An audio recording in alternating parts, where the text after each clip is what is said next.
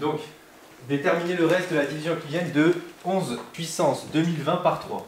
Alors, quand vous faites ça, la stratégie à avoir, ouais, c'est quoi, vas-y? Moi j'ai fait, on sait que A est congru à B modulo N et A puissance P, machin, Ouais. chouette. Donc j'ai fait la division de 11 par 3. Alors, ça pourrait être une stratégie, mais c'est pas vraiment celle-là. Ok. Mais sinon, il y a un bon point de départ, effectivement, c'est votre cours qui vous dit que si A est congru à B modulo N, alors vous avez A puissance P qui est congru à B puissance P modulo N, quelles que soient les puissances P que vous prenez.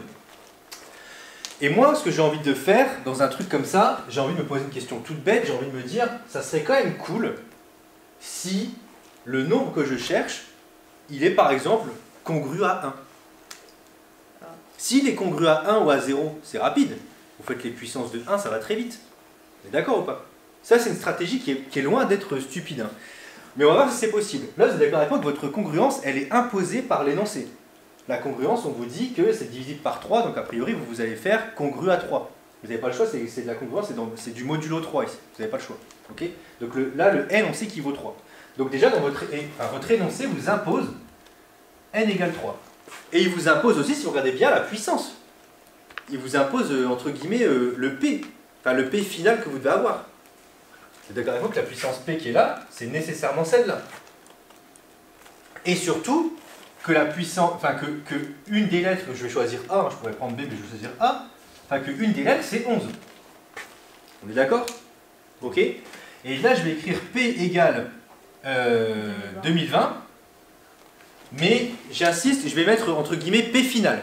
Ok? Donc, regardez la stratégie que moi j'utilise.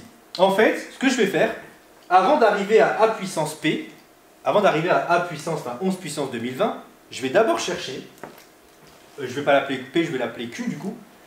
Je vais chercher, cherchons Q tel que 2 puissance Q ce soit congru à 1. Pardon, pourquoi 2? N'importe quoi. J'avais autre chose en tête, j'avais 2020. Il faut que je cherche ça. Si vous arrivez à me trouver une puissance de 11 telle que 11 puissance Q ce soit congru à 1 modulo 3, bah vous avez terminé, enfin presque terminé. Mais du coup, moi ce que j'avais c'était bon, parce que j'avais montré que 11 est congru à 2 modulo N. Du coup, si on... Alors attends, 11 est congru à 2 modulo 3. Oui, mais après tu vas mettre une puissance 2 puissance quelque chose, mais 2 puissance 2020, c'est pas du tout le reste de la division euclidienne. Okay. Tu te rends compte de ce que c'est que 2 puissance 2020 ou pas? C'est 2 fois 2 fois 2 fois 2 fois 2 fois... Enfin franchement, enfin 2020 fois, je pense, peut-être que je me trompe, hein, mais il y a quand même de fortes chances que ce soit pas le reste. Moi j'ai trouvé un autre truc quand même. T'as trouvé quoi? J'ai trouvé 11 puissance 2020, congru à 9 modulo 3. Alors je vais voir si c'est bon après, mais j'ai un doute quand même. J'ai un doute. J'ai un gros doute. Je vais voir après, mais j'ai un gros doute. Donc ici, j'ai ça. Est-ce qu'il y a un Q qui marche ici? Est-ce que je peux trouver un Q tel que 11 puissance Q, ce soit congru à 1 modulo 3? Je vous rappelle qu'il faut que 1 ce soit le reste de la division euclidienne par 3, de ce 11 truc. Bah ici on a des valeurs toutes bêtes. 11 puissance 0, bah, ça marche pas. D'accord? 11 puissance 1, bah, c'est 11. Est-ce que 11 c'est 3 fois quelque chose plus 1? Je pense pas. Non. C'est 3 fois 3 plus 2. Ouais. 121 du coup le prochain. 121 c'est 3 fois quoi plus quoi? Est-ce que quelqu'un l'a ici? 3 fois 4, ça. 3 fois 4, 3 fois 40. 3 fois 40 plus 1. Bah, ça marche. Donc ici il semblerait que pour Q égale 2, on a 2 points, 2 puissance. Ah purée, ça fait 2 fois que je spoil le 2 là. En fait voilà pourquoi j'ai sorti 2, parce que c'était la réponse, mais du coup je l'ai spoilé sans faire exprès. Hop. Donc vous avez ça. Vous avez 11 à la puissance 2, c'est congru à 1 modulo 3. Ok? Et pourquoi il faut être content ici et conscient du problème? Parce que regardez bien, vous avez A congru à B modulo 3. On s'en fout de la puissance. Et, bah non, mais là, ici, qu'est-ce qui vous manque ici pour passer de ça à ça?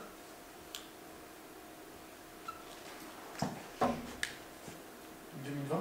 Non, Là, vous êtes d'accord avec moi que là, il faut que vous trouviez le P qui marche. fois 11 puissance 2018. En gros, ça fait pas 1 fois 2021. Pourquoi ça fait pas 1 fois Bah, puissance 2020. 1 fois puissance 2020? Non, 1 puissance 2020. 1 puissance 2020. Ouais, ça fait. Non. Ici, vous êtes d'accord avec moi que vous avez 11 à la puissance 2 qui est congru à 1. Et si on fait 11 puissance 2 fois 11 puissance 2018, ça fait 11 puissance 2020. Mais pourquoi 11 puissance 2 fois 11 puissance 2? Non. Ici, appliquez ça. Là, vous oubliez que vous devez appliquer ça. Non, mais- Vous me l'avez bien dit. Bah, si on a ça dans le cours qu'on a fait, on a mis que A puissance P c'était congru à B puissance P Oui. modulo N, et qu'après on pouvait faire A moins B, et après on trouvait. On fait A moins B, après on trouvait quoi? Après on fait A moins B, du coup dans l'exemple on avait fait 13 moins 7, ça faisait 6, mais on avait des Ça, c'était pour expliquer ce que c'était A congru à B. Ah ouais. Pas avec les puissances. Regardez ici, parce que regardez bien, en fait, par rapport à ce que j'ai dit là, regardez ce qui va jouer le rôle de A et B ici. Ça, si vous dites que c'est A, et que ça, vous dites que c'est B. C'est d'accord avec moi que vous avez A congru à B modulo 3. Quelle puissance je dois mettre pour passer de ça à ça? 1010. Si vous appliquez à la puissance 1010, regardez ce que vous allez obtenir. Vous allez obtenir 11 à la puissance 1010, congru à 1 à la puissance 1010, le tout modulo 3. Mais ça fait quoi 11 au carré puissance 1010? Ça fait bien ça. Et c'est quoi 1 à la puissance 1010? Bah, c'est 1. Bah, c'est 1 congru à 3. Donc en fait, là, vous venez exactement de dire que le reste de la division euclidienne de 11 puissance 2020 par 3, bah c'est 1. À aucun moment on a posé la division euclidienne, qui en fait n'est pas possible ici, très honnêtement, c'est trop compliqué. Et mais là pourtant on est capable de trouver le reste de la division euclidienne. Vous avez vu l'astuce en fait, ce qu'elle est? Elle est pas, le seul truc qu'il faut avoir en tête, la seule astuce qu'il y a en tête, c'est celle-là. Il faut que vous arriviez à faire en sorte de faire apparaître 1 ici. Si vous arrivez à faire apparaître 1 ici, 1 ou moins 1 au passage. Hein. Si vous arrivez à faire apparaître, ça dépend si vous avez des nombres négatifs, mais si vous arrivez à faire apparaître 1 là, vous avez gagné. Parce qu'après, le mettre à une puissance, bah, ça ne bougera pas ici la puissance. Donc vous voyez bien qu'ici, si vous arrivez à écrire 11, enfin en tout cas le nombre qu'on vous met dans la puissance congru à 1, avec une certaine puissance, après votre objectif c'est seulement d'arriver à la puissance finale qu'on vous demande. Ok? Une fois que vous avez fait ça, vous avez votre reste de division euclidienne, c'est fini. Wow. Ok? Ah, il doit faire.